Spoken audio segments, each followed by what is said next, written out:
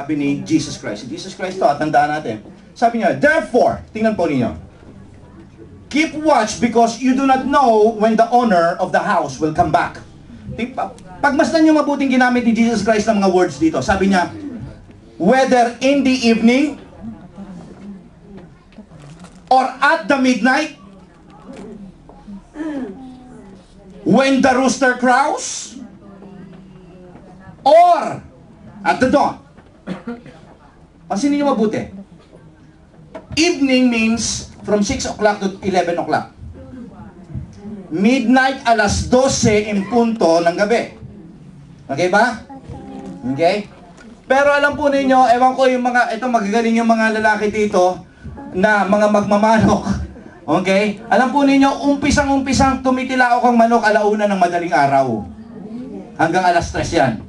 Maingay ang manok dyan. Okay? Tilaok na tilaok yan. When the rooster crows. And alas 3 hanggang alas 5 ng umaga, yan ay madaling araw. Alright? Okay? Now, mapapansin natin, itong apat na ito, okay, na ikot ng gabi, they have many things in common.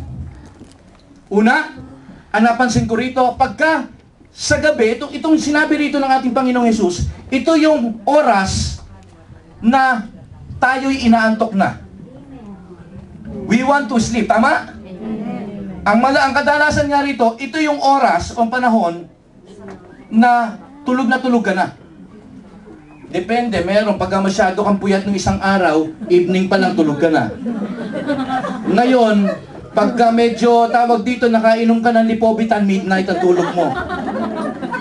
Ngayon, kung yasumi ka maghapon, okay, hindi ganito, minsan sa sobrang dami na napanood mong DVD, abutin ka ng rooster crows. Okay?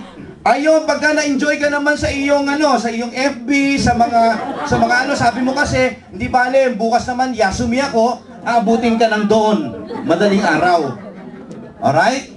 So makikita po ninyo mga kapatid, okay, ito yung mga panahon na kung saan, oras na kung talaga naman pagkatapos mong gumawa ng mga bagay-bagay na napagod ka, pagka humiga ka naman dito, wow, sarap! Tulog na tulog ka. Daig pa yung suntok ni Pacman ang abutin mo rito, talagang kahit lumindol siguro, hindi mo na nararamdaman.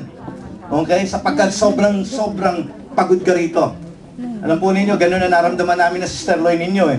Pagkatapos ng mga matinding mga lindol, dahil nagigising kami, kahit konting ugalang.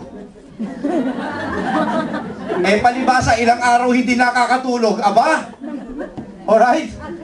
Nung mga sumunod na araw na, sobrang puyat. Okay? Kahit umuga na, tulog pa rin.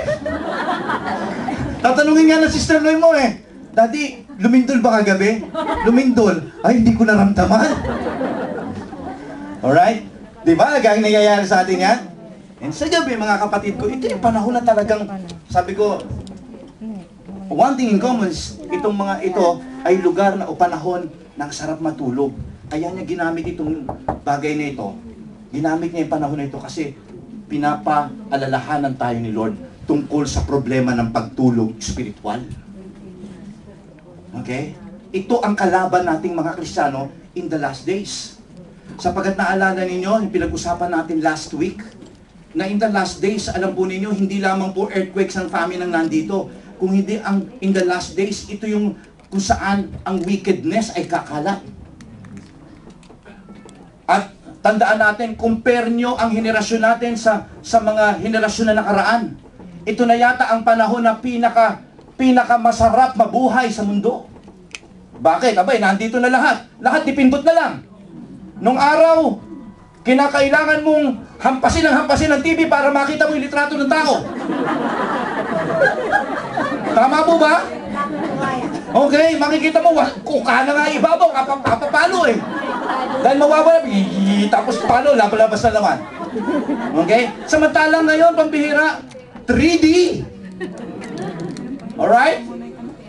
Full HD. Pambihira. Ang mga bata, dati pagka naka-game and watch ka sa amin, sikat ka. Aba, pambihira, lahat ng mga bata rito, parang kinakailangan, hindi ka kumpleto magpagiging bata kung wala kang Nintendo DS. Okay? Yung mga bata na isip bata, hindi DS, kundi yung PSP naman. Alright? I mean, bakit ko sinasabi to? Ito yung mga bagay na ginagamit ngayon sa sanlibutan ito para ano? Para ang mga Kristiyano ay what? Makatulog spiritual.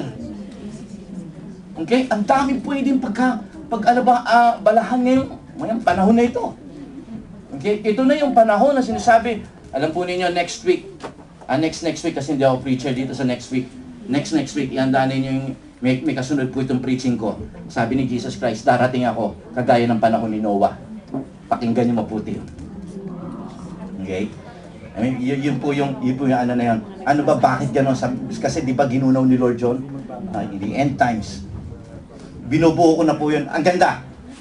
Pag ano yun, hintayin niyo po yun. Okay? Next Sunday.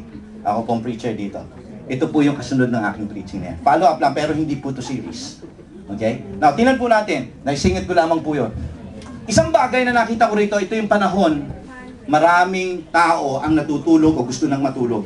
Isang bagay din na napansin ko rito, evening, midnight, rooster crows, time ng rooster crows, at saka doon, pare-parehong madilim.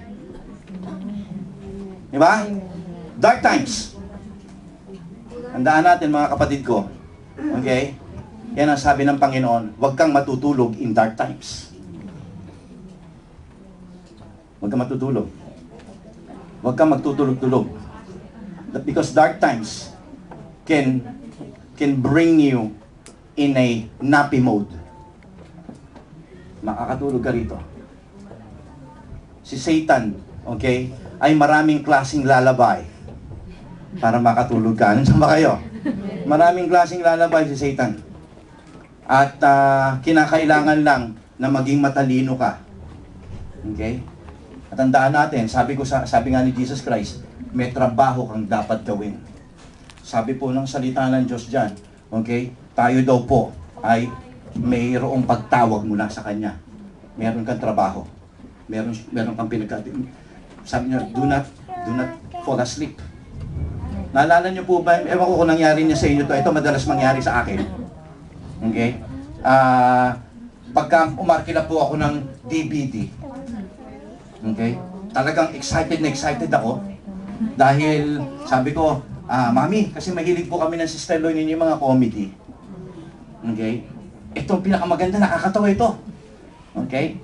At sabi ko gano'n, arkila ako ha. May mga panahon kasi pag libre po ako, gano'n ginagawa ko.